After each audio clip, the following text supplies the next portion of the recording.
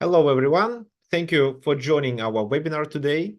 So today we are going to talk about Sicilian defense, and I'm going to introduce a kind of a novelty. Well, of course, it's not a novelty, but this is not a popular move in Alapin variation. And I actually think that this move can be part of my opening repertoire if I get such a position. Okay, so people are joining. We are going to start the webinar in 3 minutes. This webinar is recorded and it's also live streamed on TheChessWorld.com channel on YouTube. So it seems everything is working there.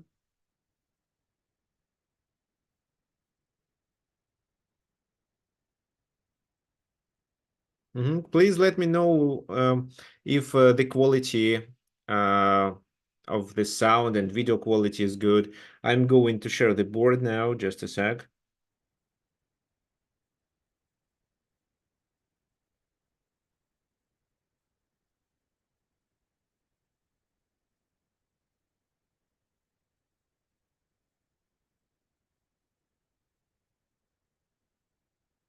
Okay, so it seems to me everything works.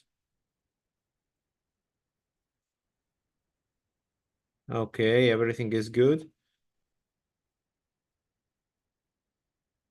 So you guys, if you want to say something, you can unmute yourself. When I'm going to ask you some questions. So please, you can type it in the chat to answer, or you can just unmute yourself and pronounce it.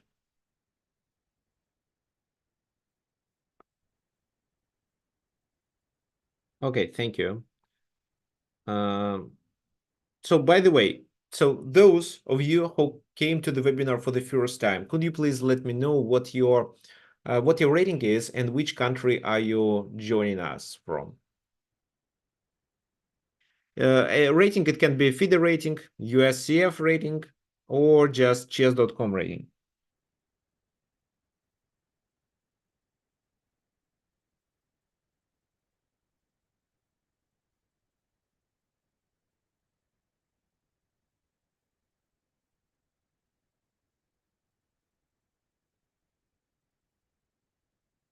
Okay, so thank you.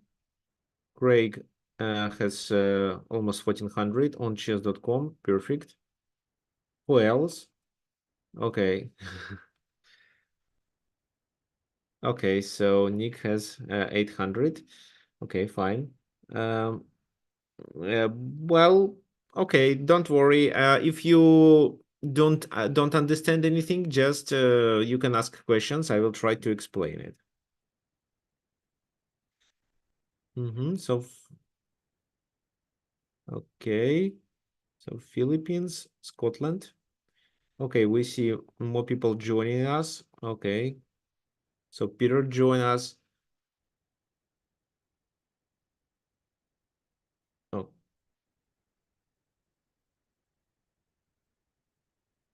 okay, fine, guys. So, well, I think people will be joining and I will accept this request, but let's start. So, let me explain what I play usually when I have when I meet either a lapping or delayed lapping. So you guys probably know that I'm a Sicilian player, but together with Sicilian, I know how to play Taimana variation. So here, for example, C3 is Sicilian, and I mean, C3 is anti-Sicilian, which is called Alapin variation. And if they play this, then we play this, and then C3. This is a delayed Alapin variation. So I know this line, knight f6, for example, knight f6, e5, knight d5, d4, you take, and then undermine. Well, the line continues. This is what I demonstrate in my course on Chessable. It's called The Victorious Sicilian. You can search for it if you want. This is a very detailed course where I explain how to play against different deviations against Sicilian and, of course, against the main lines. So this is one option. However, another thing I like is d5. Well, if e5, I do not let the white to build a pawn chain. So I play d4 to interfere. And this pawn, well, maybe a weakness, but e5 is a weakness too. For example, queen a4, trying to capture it, knight c6, bishop b5, pinning it with the idea of taking on d4.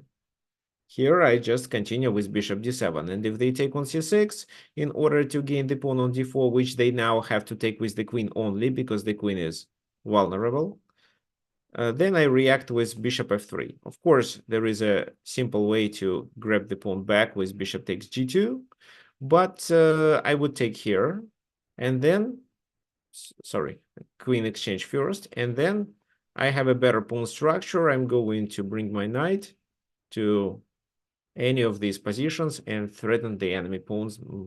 Well, I'm positionally better, and extra pawn here doesn't count. However, I'm sure I can win it back quickly. Okay, so that's why chess players usually take, and then you have to take with the queen. The queen in the center usually becomes the object of the attack, but not this time because they cannot play knight c3. And if they play c4, they weaken the d4 square a lot. So I'm completely fine to retreat back to d8 in such a case, because then I get the control over the d4 square.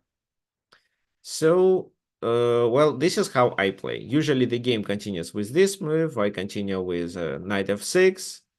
Then they play bishop e2, knight c6. Well, then they can castle. Yeah, for example, they can play bishop e3, after which they threaten to take, and I don't like this position because then I have to exchange the queens and I'll be a pawn down. I would have some compensation, but I usually prefer to not let my opponent to play it. So bishop e7, knight c3, queen d6, and after castle, I castle, then I try to play b6, bishop b7, and finally I play against this isolated pawn. The position is considered to be equal. If you ask the engine, it shows zeros in this position. So if they try to counterattack me with this move, queen goes to d8, and after bishop f4, which threatens with a fork on c7, I have knight d5, covering this and attacking here. And then with this move, I can overtake the initiative, forcing them to move the king away. So this is how I play. And I'm ready for both. I mean, c3 immediately in this position, and knight f3, e6, c3 after that.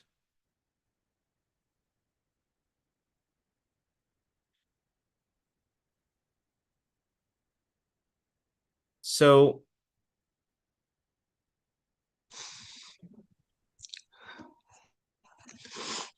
Peter, would you like to say something?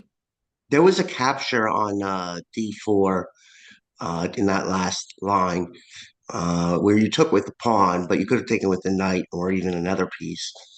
They can take with the knight or another piece. Yes, they can. It's definitely possible. But then, well, with the bishop is not a good idea because they lose the bishop. So taking with the knight is a possibility. But this time I just, well, I can take. If they take with the bishop, this time I play e5, and then I have no problems with development at all.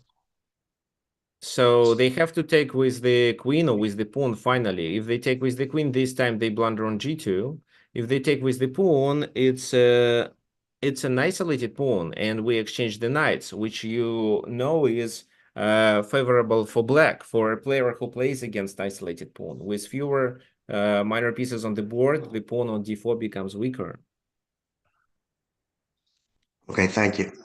Okay, fine.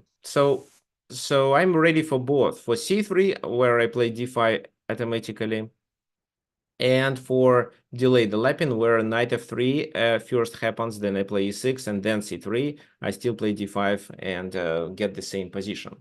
Well, but what I'm going to show today is c3, d5, e takes d5, queen takes d5, and then this, and after knight f3, I would like to demonstrate this move. That first time was played by Chinese Grandmaster Wang Yue.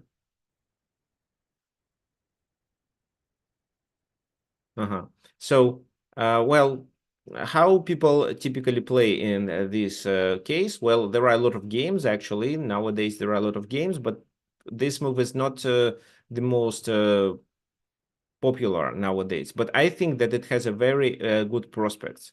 So people play this, and knight a3. Doing anything else doesn't make much sense. This is what we are going to observe today. And first, let me explain how people were playing before and which line is the most popular line. It's bishop it's bishop here to g4. Before we proceed with this variation, for those of you who want to play this line against delay Alapin, here I can suggest playing knight c6. And after c3, you can play d5. But if they play d4 and transpose to the main line, you can play e6, which is not Sicilian, but Taimanov or Paulson variation, which has many similar ideas like Sicilian. So I also have a course devoted to this position. It's published on my own website. It's called well, I don't remember exactly the name, but it was, okay, actually, maybe I can show you. It illustrates how to play Taimanov.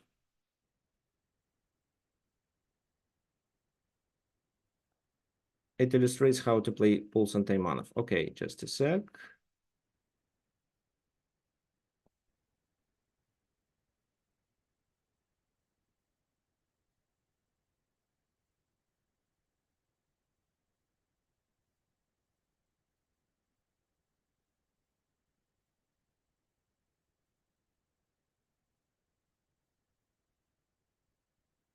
So this is my website, TheChessWorld.com. And the course I'm talking about is here, online courses. How to defeat white with Paulson Taimanov variation. It's here. So I'm talking about this position, explain different variations. So if you like Sicilian, you may also like Taimanov. Well, just enter my website and find this course. Okay, let's continue with our analysis today.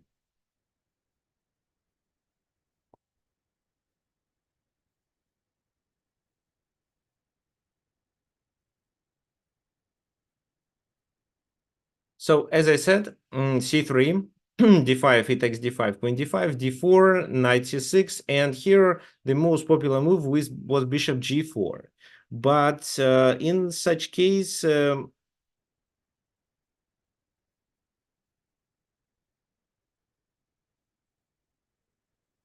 okay, guys, I'm gonna do one important thing for security reasons. All participants won't be allowed to use their cameras. I think it's not a big issue for you. But I think it is important. So bishop g4, how do people play here? Of course, bishop e2. And I actually recommend playing this position for white. Let me explain why. So bishop e2, then what? C takes d4, c takes d4, and e6. Well, if you don't play like that, then c4, d5 is coming.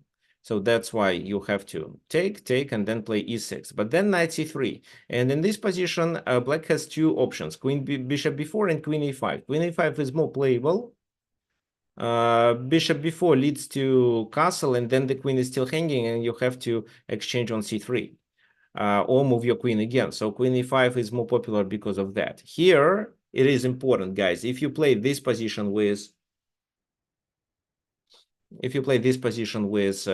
white pieces, remember to play h3, bishop h5, and the key is d5 here. White sacrifices the pawn, but at the same time opens the black's position because black is not developed well. And then knight d4, with the idea of exchanging the bishops, delivering a check, and obtaining initiative. For example, if knight takes d4, it's bishop h5. So then this pawn is hanging behind. White gets a bishop pair in an open position, so it should be fine. If bishop takes e2, queen e2, this is a check. So let's say they block. Knight c6, b takes c6, and you simply castle. So why this position is good? So if knight f6, let's say, It's bishop g5. So that's why the main move here is king f8. And this is where white has initiative. They are down a pawn, but the king is in a not in a danger, but isn't safe, and it's hard for them to get their pieces coordinated. Especially, they experience problems with developing the rook on h8. So if you play knight f6, then this is a problem because there is no way to castle because it's hanging. So probably king f8 should be played again, and then rook f1 adding pressure. And if you play this move, it's bishop f6. You cannot take because of the pin, so the pawn takes. Then the king is exposed, and this is where white is definitely much better, even without the pawn. So in this line, white has a very strong initiative, and black has to find the only move and has to lose their castling privilege. That's why for those of you who prefer playing this position, bishop g4 maybe not the most playable move. Maybe not the most promising move, I would say. Well, that's why today we are looking at bishop f5. So, yeah, bishop f5. What people can play in this game? This is the game between Gregory Kaidanov and Wang Yue. It was played knight a3, which is very common, but doesn't work at all against bishop f5 line. So even for some of my students who play Alapin, I recommend knight a3, but it seems to not work against bishop f5. So two other options are actually bishop e2 and bishop e3. We have a game devoted to bishop e2 variation. That's why let's talk about bishop e3 first. So bishop e3 first, knight f6, and now it seems that they have to take, because if they play knight e3, it's just a transposition.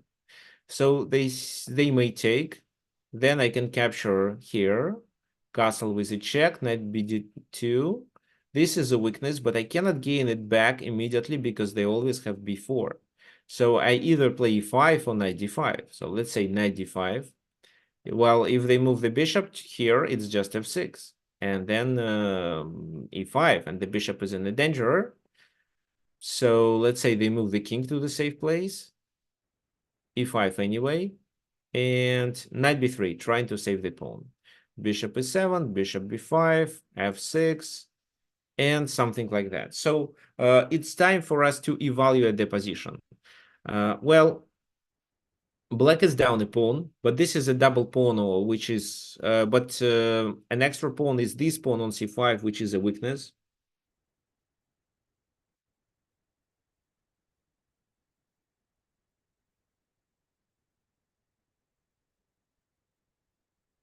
And their pieces are a bit awkward. Also, there is a possibility of this exchange. Knight takes on e3, which provides black with a bishop pair, and it actually guarantees a compensation in the endgame. I mean, in a more open position. So I would say black is slightly better here. Their pieces are better coordinated. They have some ideas of doing um, some quick kingside attack, not in order to checkmate the king, of course, but to get more space and limit the white pieces. Well, they can also double on the d file. It's quite possible. Doing this doesn't make much sense. d5 becomes a very important square. If c4 or something like that, the knight enters the enemy camp. So the white possibilities are here limited. If we ask the engine thinks it's minus 0.3. Okay, so there is a question from John. Well, okay, so we are done with this position. Black has a compensation, even more than a compensation for a pawn. But anyway, this is a playable position, and bishop e3 is definitely a playable move. Okay, there is a question from John. After bishop f5, is it possible to play c4? No, I don't think so. I think you just lose here. So this move, and then what? Well, if you just play an ordinary move, I take on d4 with the knight or with the pawn. If you play bishop e3, then it makes more sense. But after I castle, how do you save the knight? So c4 is definitely a blunder this time. Let me mark it as a blunder.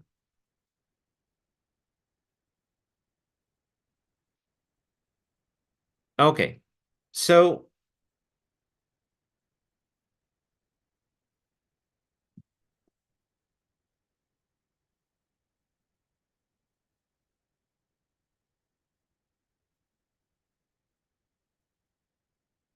let's continue.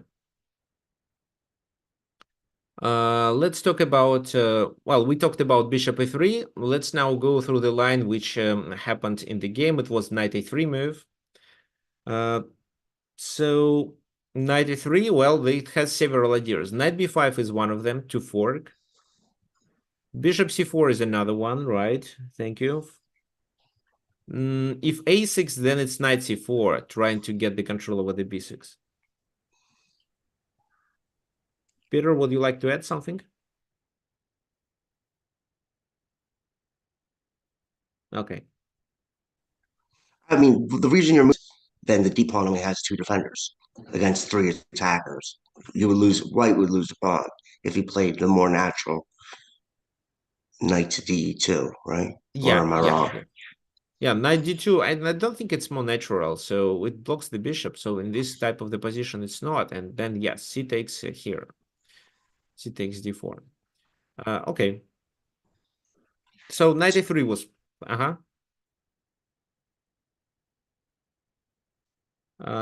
Let's continue. Knight a3, c takes d4. This is what was played in the game, and well, this is a very common move. Then the pawn to e6 goes, or maybe the pawn to e5 immediately. There is a threat of bishop b4, as well as just bishop takes a3.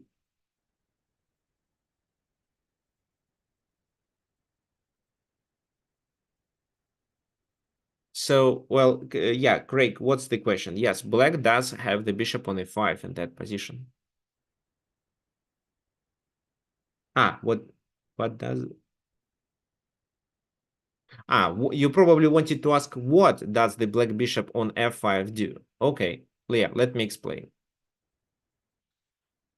First of all, this prevents the counterplay of d5 and knight d4, which exchanges the bishops, because the bishop is already on f5, not on g4. It's not the object of the attack, and they cannot play h3 and somehow play knight d4, trying to exchange the bishops on h5, comparing to the line where the bishop goes to g4. So the second thing is that this bishop allows us to castle or bring the rook quite quickly.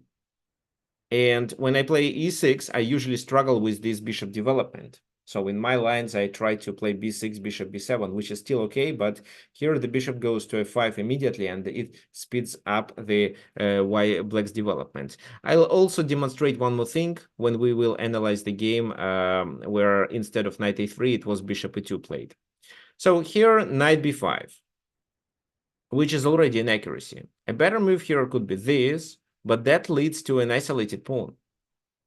Then let's say rook c8. That makes this move useless because of a6, at least.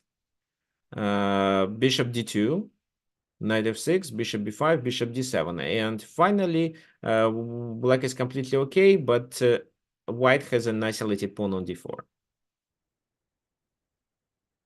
So this position was fine. So white plays according to the template, knight b5, which I'm sure every knight a3 player will play against you and even against me. So even Gregory Kaidanov, a very strong grandmaster from the US, played such a move. And here Wang Yue plays castle queen side. This is how he defends against this fork and also brings the rook to the game. C takes d4, which is quite natural. How would you play? Well, I think actually he didn't play this move because then there is a rook versus queen confrontation. How can we play? Maybe this with the threat of e5. Anyway, yeah, this with the threat of e5 because there is no possibility to defend it. Maybe bishop d2 only.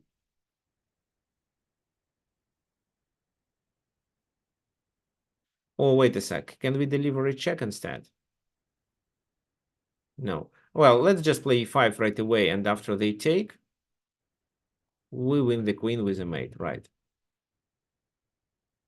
So knight bd2 doesn't work at all. So that's why the pawn has to take. And then how to play? What do you think?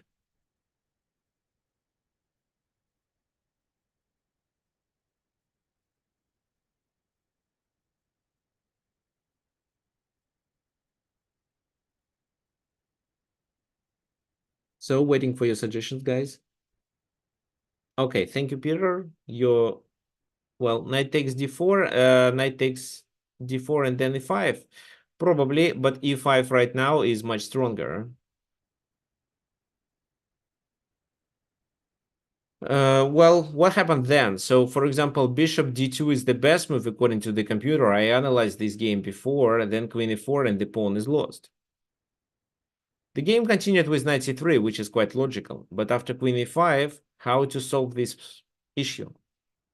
The only way to not lose the pawn immediately is to push it to d5. But then after knight f6, the pawn is lost. Bishop c4. Now, how would you play?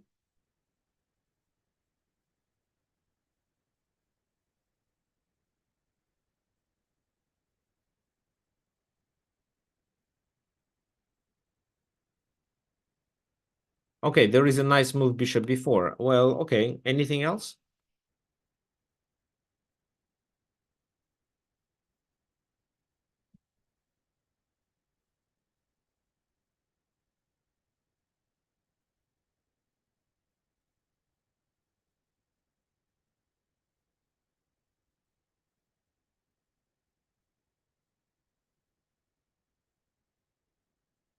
Knight b4 is a double threat. Well, yeah, knight b4, but it seems to me knight b4 only allows you to gain the pawn. Well, you may lose only 5 in case if they castle. Well, knight b4 is quite interesting. So knight b4, you threaten here and here. So they have to do what? They have to castle in this position. And then if you decide to take, knight takes, and they move their queen to e2 maybe. Or because there is, yeah, what about this move, knight g5? Because if you decide to initiate a discovered attack with this move, then it's queen f3. Attacking here. Okay. Yeah, it doesn't look good. So knight b4 doesn't look so good. Instead, it was take on d5 first. And then after the bishop takes, then it was bishop b4. Well, but bishop b4 immediately would work too. Now there is no way to get rid of this pin, and the piece will be won back. So castle, bishop takes c3, b takes c3, and this is how black simply ends with an extra pawn. So could they do anything to save their position? Maybe taken here? No, because of the queen behind. After this move, can they do anything? No, it's still a pin. So this is how they lost a pawn and the position became completely losing. The rest of the game is not so important for us, but that's why let's go quickly through it. Just tell me whether you are satisfied with how black pieces are located and you think that black is completely winning here. Maybe not on your level, but at Grandmaster's level, definitely yes. I would say that for me, this is maybe if not a winning position, then definitely black has much advantage here and very good chances to win the game because of extra pawn and their pieces activity. I think it also seems to be better for black for you, and I'm sure if you play this, you would most likely win the game. So queen a4, bishop d3, rook e1, trying to add some pressure. And then the queens were exchanged. Well, we were trying to exchange the queens. e5 is not vulnerable. So knight e5 this time doesn't make sense because of the back rank weakness. That's why white decided to play queen e3 and not exchange the queens. So rook d5 protecting and also threatening with this. bishop a3 double the rooks, knight d2, queen goes to a6, offering another exchange.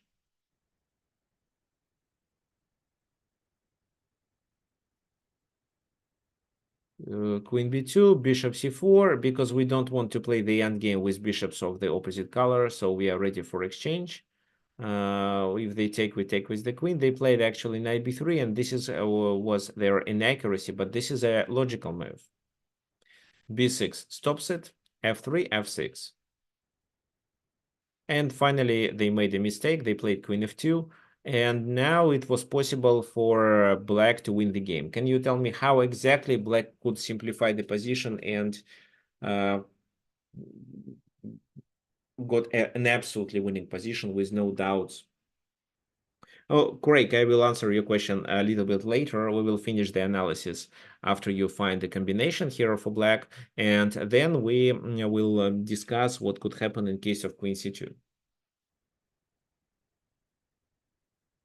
Actually, after black castles, well, there was a bishop on f5. How queen c2 is possible?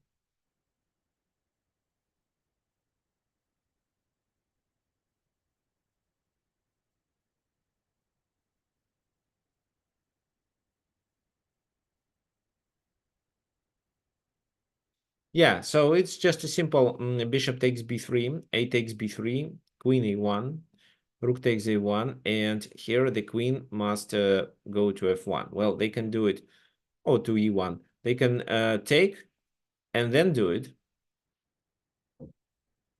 and this is completely winning with extra pawn, with no doubts. It's the pawn structure is perfect. Extra pawn, and it can be a pass pawn on the a file. So if they do not take but play queen e1, it's slightly better, but still completely losing. Before rook c3, and that's the end. You can take with the knight, for example. Okay, so let's go to the moment where black castle and check if it was possible to do anything else. So castle, well, queen c2 doesn't make sense. It's just a blunder. It seems there was no opportunity to play neither queen c2 nor queen c1. Okay. Okay, let's continue. Well, the game fifth, well, here after queen f2, black didn't take on b3, unfortunately. They instead played this move, which was a huge mistake. Well, it wasn't a mistake actually, but that move, they just missed a winning opportunity with bishop b3. But they somehow managed to realize their advantage anyway. The game was long. I just don't want to spend time on how to realize your extra material, because today we are focusing on this novelty, bishop f5, and how bishop f5 allows you to play for a win with black pieces in Alapin Variation. Here, the game between Ian Nepomniachtchi and Wang Yue. e4, c5, knight f3, knight c6. So c3, d5, different move order, but the same position as we discussed. Bishop f5, knight e3 again. C takes d4, knight goes to b5, and it's the same position with a castle queen side. So this e5, and this time, well, if you remember, it was knight c3 last time. This time it was queen a4 by Ian Nepomniachtchi. Maybe instead he'd better play this move, bishop d2, but after queen e4, queen e2, queen takes queen, bishop takes a6. Then what? If the knight moves, we take on d4. Maybe a4 with some counterattack, but you don't need to take right away, just king b8. Knight takes, they pin, a takes b5, and then you can successfully block here on d6 with your bishop. Well, they take here, but after knight e7, they have to give up their bishop for that rook, and you have actually two minor pieces for a rook. No, let's continue. Well, actually, bishop check first the king goes there, and then rook h8, bishop b5, rook goes back to d8. This pawn is lost, and because of the bishop activity, the position is considered to be favorable for black anyway. So let's go back to the moment where queen bishop d2 could be played. Could you show if black took that knight with the pawn on a6 and the rook comes down to a8, or it was Here. So knight b8, knight e5. So, well, then I think it's a bit risky. So first this is hanging. Second, rook c1 is coming. How do I defend against this move? I have to give up a piece back. This is the problem. So, well, let's say bishop e6 to defend. Then rook c1. That's why I don't like this idea. thanks. Okay. So, queen a4. This is what Ian Nepomniachtchi played in the game, and that was also a mistake. What do you think, guys, we should play now?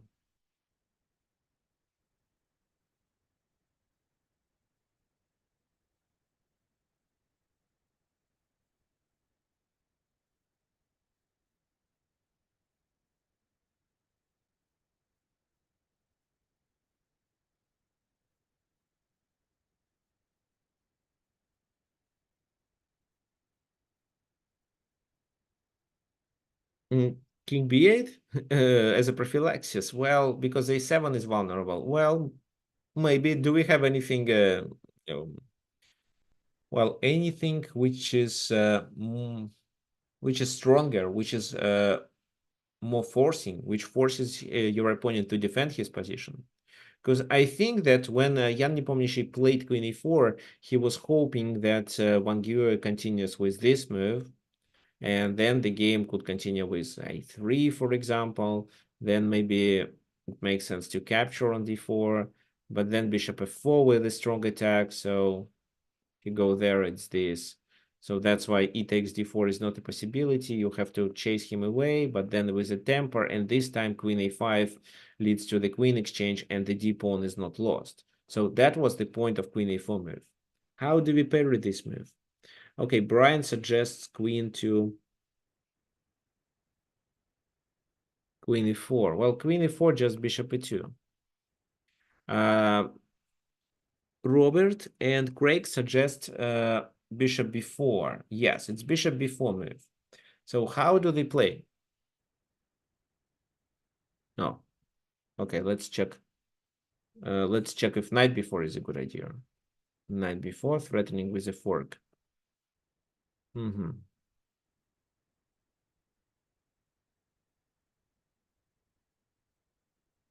Seems reasonable, but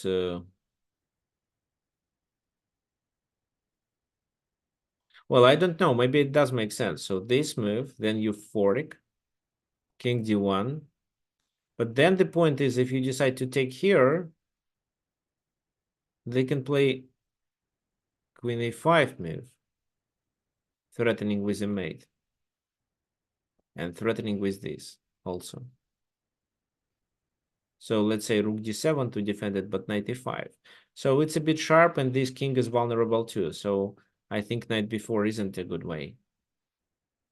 So bishop b4 was played. Bishop b4, that's right. So how do they play? Moving the king doesn't make much sense. So bishop d2, it also vacates the c1 square for the rook. Then bishop takes, and here Nepomniachtchi would better take with the knight. But he probably didn't like this position because of, oh, well, not because of this, I think, but because of just knight g7. And if now, well, we don't need to take this pawn right away. It's there is a pin. And now what? So for example, knight a7, king b8. The knight is vulnerable. So if they take it, the other knight replaces it. So let's say this instead. E takes d4. And this guy is trapped on, well, this guy on b5 doesn't have many squares. And rook e8 is coming. So this king is vulnerable too. And there is no bishop which can deliver this dangerous check. King d1 here.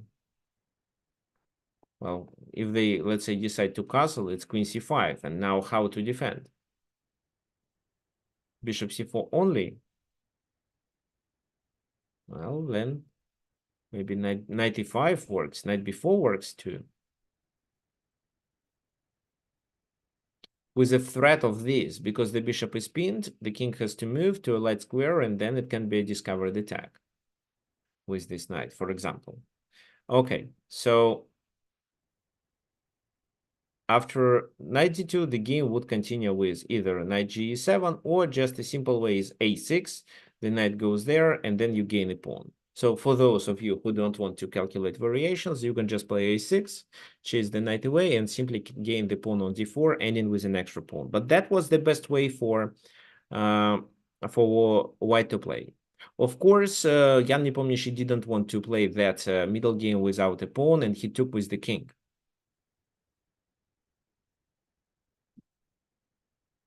So now if this, it's knight a7. That's why here it's king b8. Bishop c4.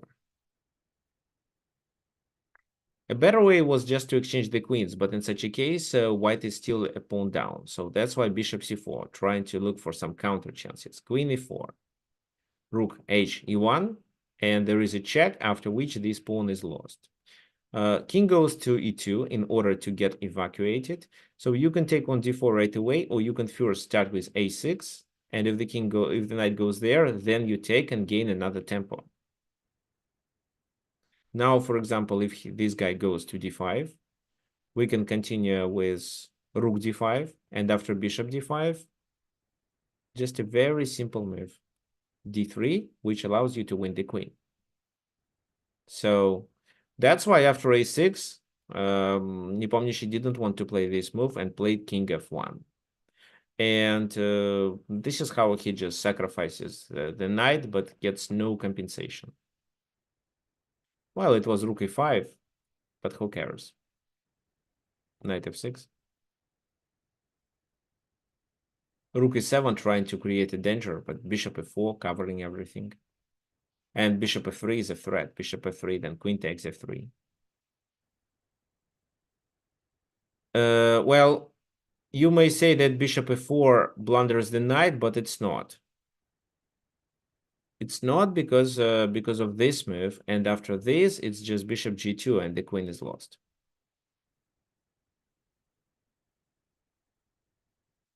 So rook d1 was played, knight takes b5, and this is a completely losing position. So for example, doing like that, and then taking this knight would lead to bishop d3, at least. Maybe to a checkmate instead, actually.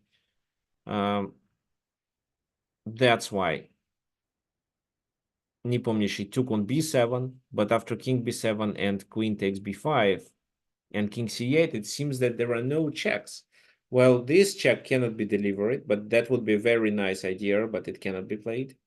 Black is about to take with a check, so the only reasonable check is to either do this or this. If this move is bishop b7, if this move, it's queen c7. And again, we are completely fine. We have so much extra material here. And there is no prospects for the white's attack. So even such a strong chess player as Ian Nepomniachtchi was unable to find how to defend his position after this bishop f5 strategy. He continued playing with his template, knight a3, knight b5, and then got into trouble. And his idea of queen e4 didn't help him.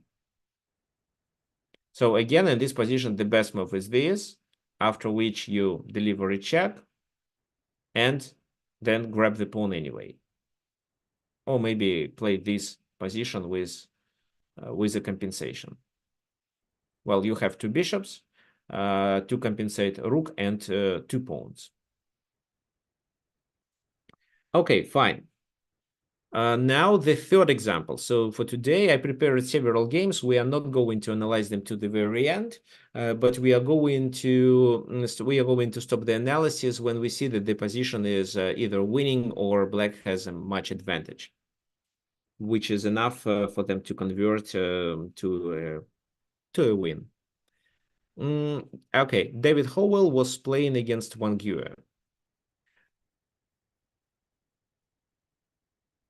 Bishop f5 anyway, knight e3 again, and this time it was a completely different strategy, bishop c4. So you say people play knight e3 to play bishop c4. Well, knight c4 makes no sense, which is another typical move because there is nothing to attack on b6.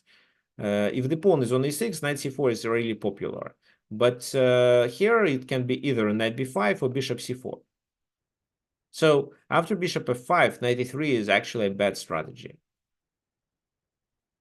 Bishop c4 was played, queen e4, and this is where David Howell decided to play a novelty. He played this move.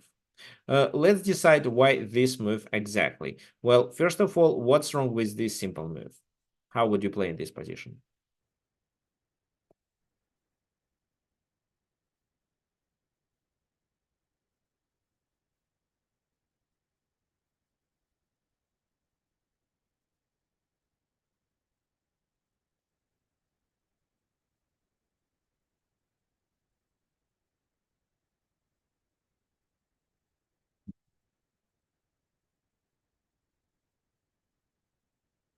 So what do you think? Castle? Queenside? Oh, interesting. Yeah, this is how you end up with extra pawn. But together with this, you can, for example, exchange the queens, right? So king or bishop takes, doesn't matter. Then you take on c3 and you have extra pawn in this position.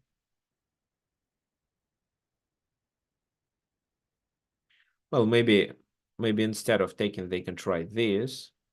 But then rook c8 works perfectly well because there is also some attack here and here, and the a6 is coming too. So bishop e2 is a blunder because of d3. It's obvious. Moving the king to d2 doesn't deserve our attention.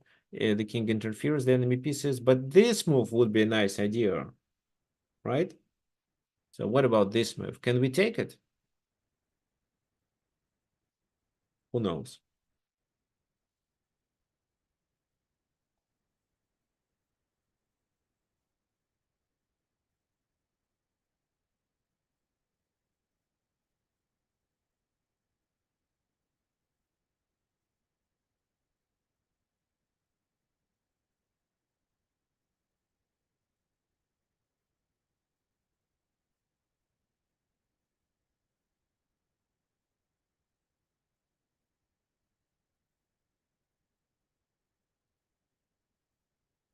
Okay, Craig, I think you are on the right direction. But can you... Okay. Yeah, okay. So yeah, d takes, yes, you're on the right direction. So bishop takes f7. That's right. There is no way to move the king away. We have to take, and this is how we blunder at this fork. But nobody asks you to blunder, of course. After bishop a3, just don't get trapped. Don't take it. Play something natural. Castle queenside, well, maybe, but they take on d4. The best move here is e6, actually, which stops this attack on f7. C takes d4, and then bishop b4, and they experience problems. So they have to play, well, they cannot, they have to move the king anyway, or they can block with that, but this is how they lose on d4.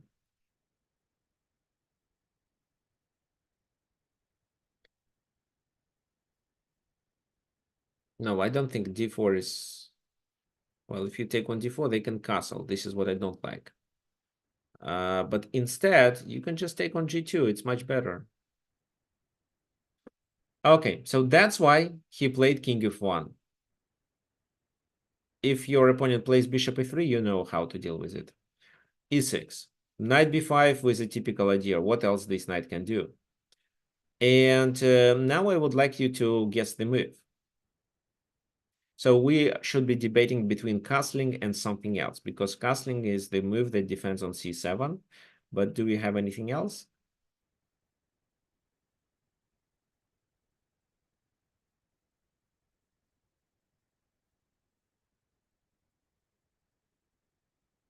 Who knows?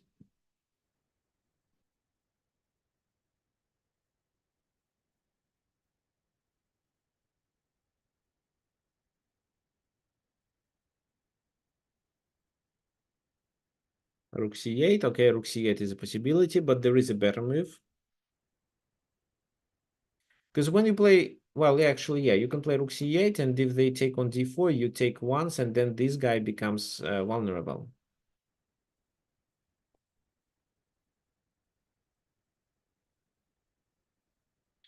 Okay, you can actually, guys, continue with d3, which did happen in this game. Then if knight c7, it's king d7, and these two pieces are hanging. So the knight has to take on e8, and the queen takes on c4, threatening with d2, as well as, well, d2 maybe not as a threat at the moment, because the d pawn is pinned, but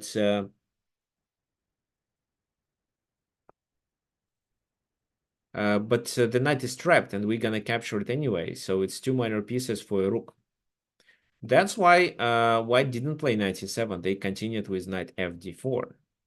Knight takes d4, c takes d4, right? Because again, if they play this, king d7, knight e8, it's just queen e2. So take. No, it's maybe not queen a2. Do we have anything else in this position? Yeah, we do. It can be knight c2, and then we threaten this and this. The class started 48 minutes ago. So we start at 11 a.m. Eastern Daylight Time, which is New York time, if it's easier for you. And we stick to American time zone. So that's why, guys, if there are any time changes in your country, just double check what time it is in New York. Well, I live in Buenos Aires, Argentina, but we stick to the American time zone because, well, Argentina doesn't shift time, and most of our students are from the United States and Canada. That's why we decide to adapt to them. And the other reason is because I also have to adjust classes of my students that I have on Sunday. And because they are time shifted, so I have to shift my schedule and do the webinar 1 hour later. Okay, anyway, so here, White is in a danger. So c takes d4. There was no way to play intermediate knight c7.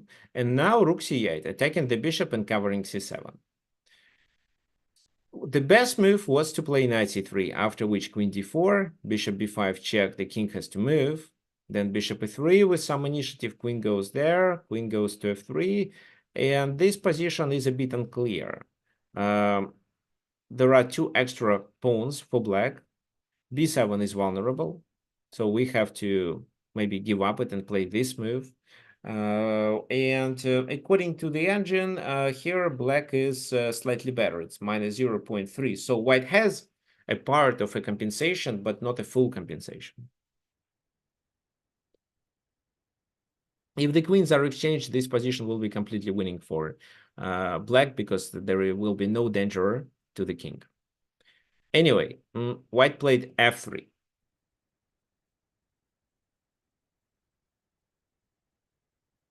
Queen c6, the queen has to move away, bishop d3, bishop takes d3, queen takes d3, and what do we have? The number of pawns is equal, so we can congratulate white. They didn't lose a pawn, but well, their king is has had to move, and that's why it's more difficult for them to keep developing their pieces. And they have an isolating on d4, a6. So what do you think, guys, about knight a7? Do we blunder a fork, or what's going on?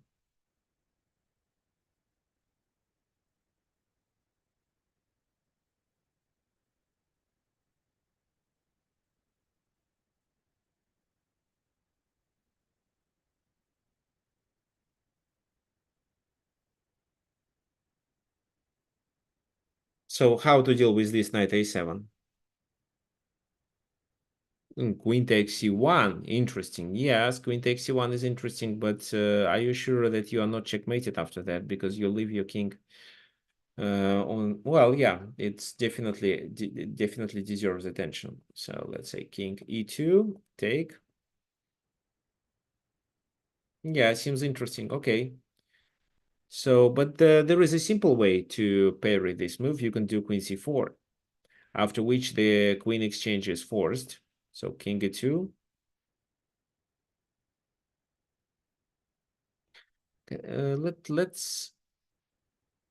Let's play better.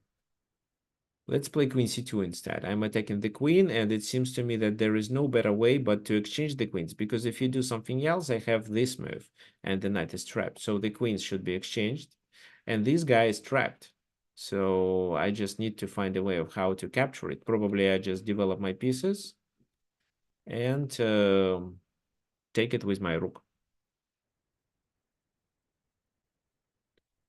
So that's why knight goes to c3. Knight f6. And this is where black is better because of the factors that I already mentioned. But here white makes the most decisive mistake, after which their opposition became completely losing. They play d5, trying to get some initiative. But, well, for me, it's obvious that this move doesn't provide white with anything. So if I were white in this position, I would try to do something like this, trying to activate my pieces, maybe rook on the c file. So that would be natural. Okay, no sound. Can you please, guys, double check if there is sound or not? Can you please confirm? 1, 2, 3. Yeah, everything works good. Okay, thank you.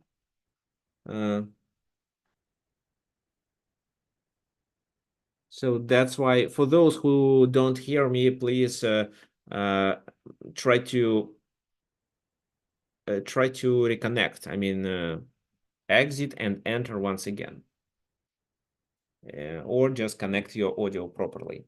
Okay, so knight f6 was played, and they played d5, which is definitely a mistake, because after that, it's an isolated pawn for black, but it's extra pawn, and this is a passed pawn too. And the rest of the game is not so important for us.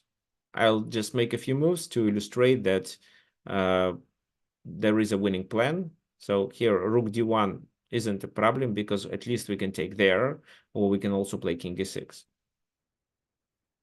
So exchanging the rooks is possible, but it's better to create a threat instead. King d3, h5.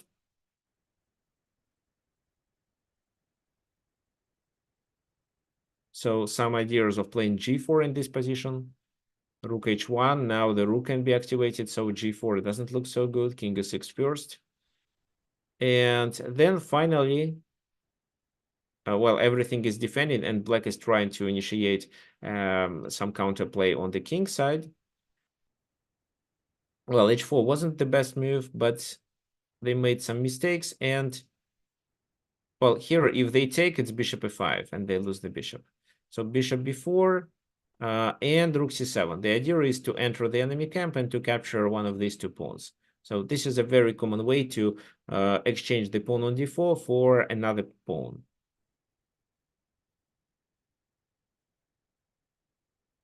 Well, yeah, let's just make a few more moves to illustrate how it happened.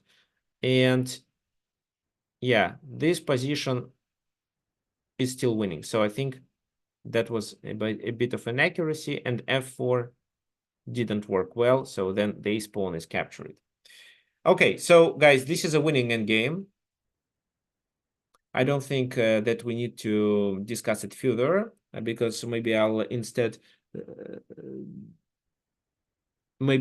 I will focus on how to, I will focus on such a topic on my next webinars, maybe how to exploit extra pawn in the rook game. Looks like a nice topic, because it's not always possible. And from this game, what I want you to learn. So looks like we closed knight a3 move. If you play bishop e5 and your opponent plays knight e3, he is unlikely to get a playable position. Every time he is worse, even if he plays properly. So this is not the best move.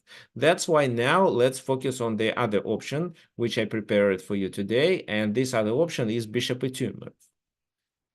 This is the game played by another Chinese grandmaster, Ni Hua. He was playing against Lin Chen.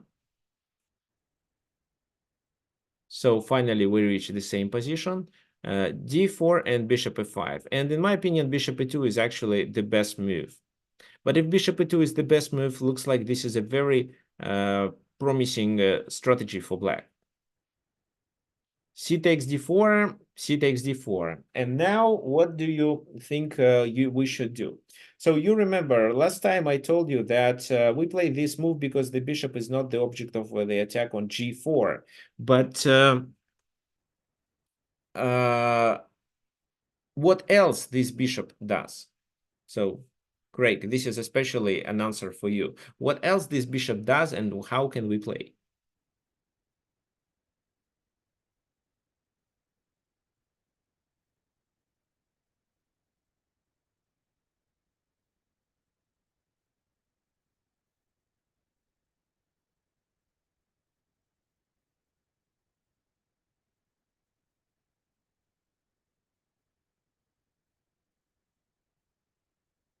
Okay, so yes, John is right. However, I don't think that the idea of bishop b1 is to undermine this queen side.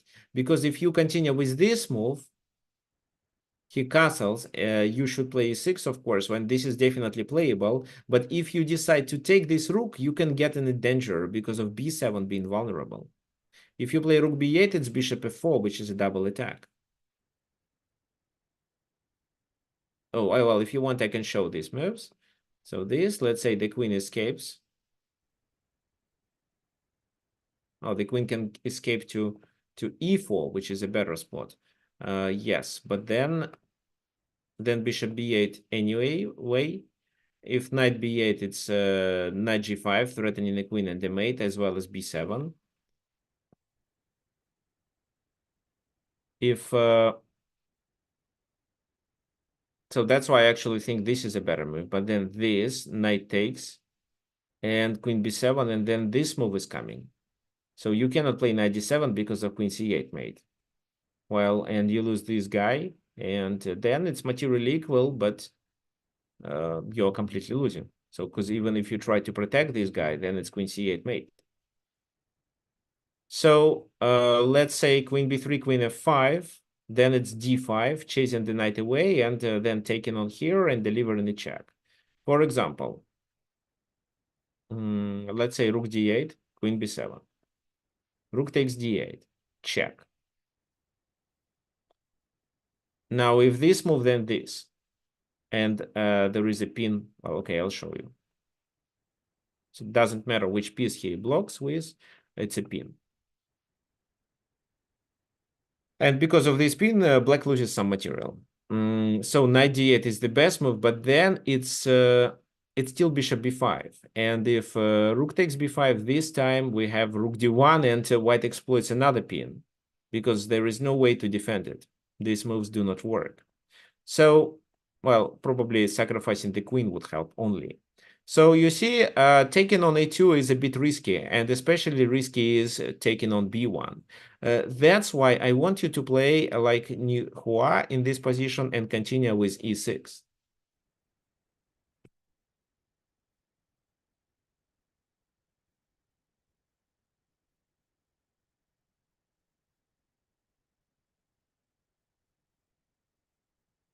So castle.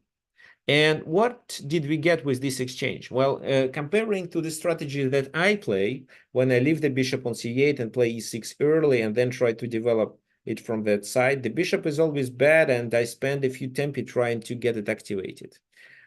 Here, by this exchange, I get rid of a bad bishop, and at the same time, I'm able to keep the queen on d5. Now the queen is not the object of the attack because they don't have a knight that can do it.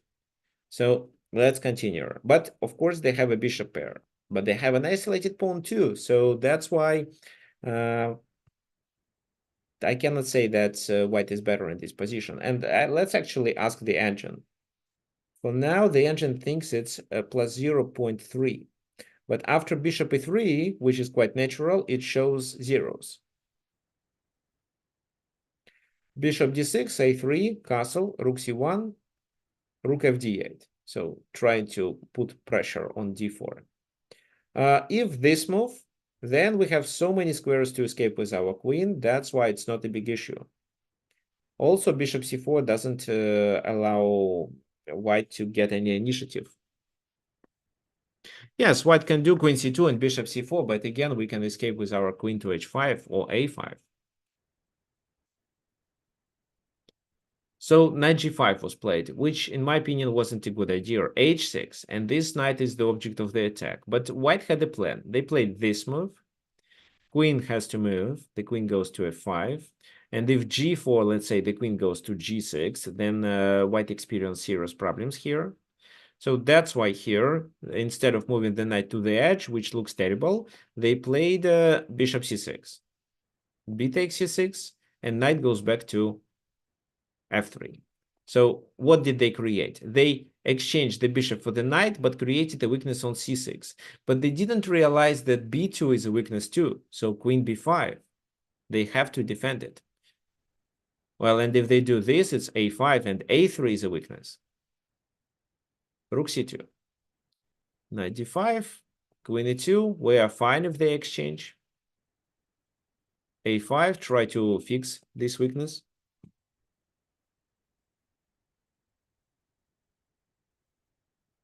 Rook fc1, rook ab8.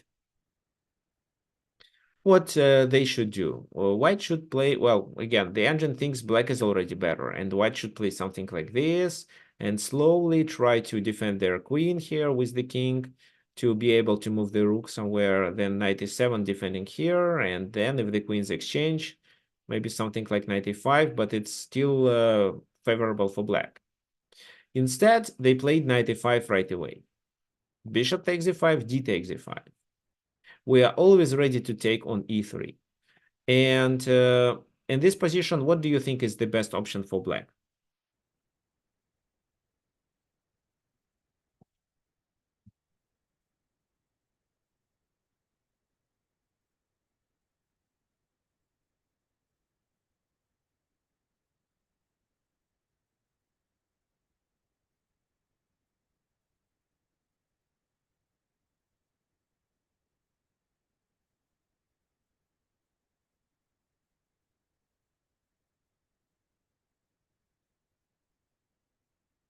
Exchange the queens? Yes, exchange the queens. Why? Because after that, you can take on a3, and if they take with the rook, they lose on b2. And then you can bring the second rook. So this is not hanging because of the back rank mate. And once you bring the rook to d2, you are winning. If they take with the pawn, then look at this position. So we can give up the c6, but take this one and pressure this. So, but black made a mistake. They took on e3 right away, then queen takes, but then black initiated a very strong attack with their pieces. Back rank is weak, so there is no way to take on c6. Now the back rank is not weak anymore. That's why this.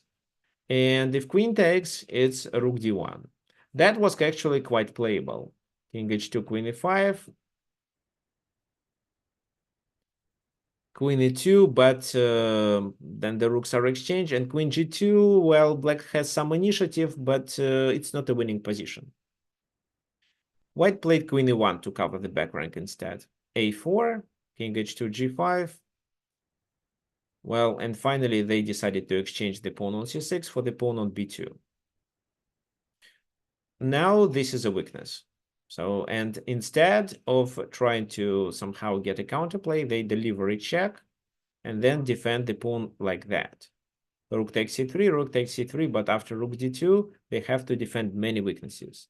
So now doing something like that, and then queen d4, adding more pressure, would probably lead to a slightly better position for black only, but they played rook g3 instead. The idea was that they potentially saw some counterplay, but there is no counterplay, and this is a weakness too. If now they take on a4, we take on a5, and then try to take advantage of this pin. They played rook e3 instead, but after this, it's an extra pawn and also some initiative from black. So the game ended soon. 25, and then they realized that doing this check doesn't lead to anything. No more checks, and there is a threat of a discovered attack, which would lead to a mate. So this is how the game ended. Actually, white wouldn't lose the game if in this position they continue with something else. But this position is already favorable for black, and it's enough complicated to provide us with winning chances. So that's why, guys, you can successfully play bishop f5. Just remember that if they play knight a3, you are completely fine. Take there and do not forget to castle. If they play bishop e2, don't forget to exchange and take on b1, but don't take the pawn on a2 and especially the rook on b1. Just continue your development and try to play against isolated pawns. And well, the last thing is bishop a3. After which there are several things you can do. So after bishop a3, I actually recommended knight f6. And if they take on there, then you can exchange the queens, castle, and so on, and then play e5 and activate your pieces. This is where you will have a compensation. So this is what you may learn from our today's webinar. Do you have any questions, guys?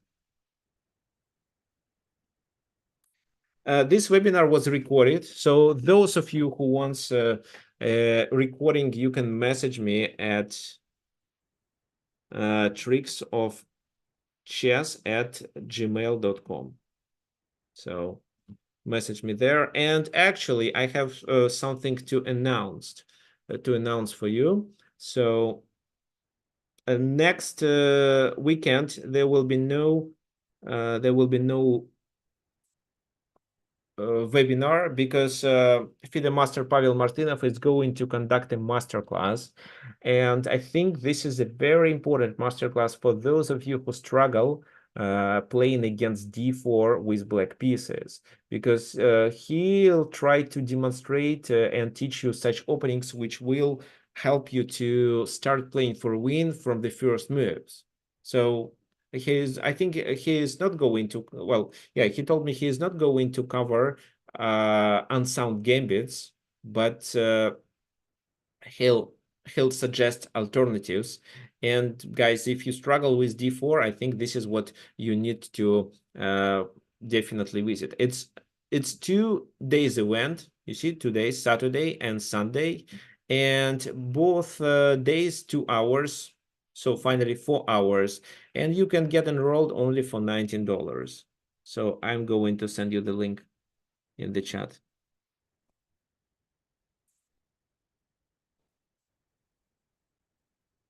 So if you are interested, I kindly suggest you to join. So next weekend, I'll take a rest and you may go to this webinar, or you can just play chess on your own or study my previous webinars.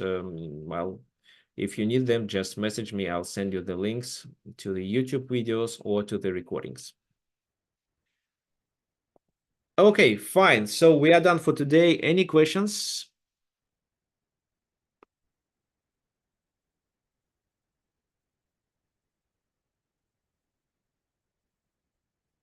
So people are joining, but yeah, so we are about to finish. Well, if you have anything else, just let me know or message me at tricksofchess@gmail.com. And see you in 2 weeks.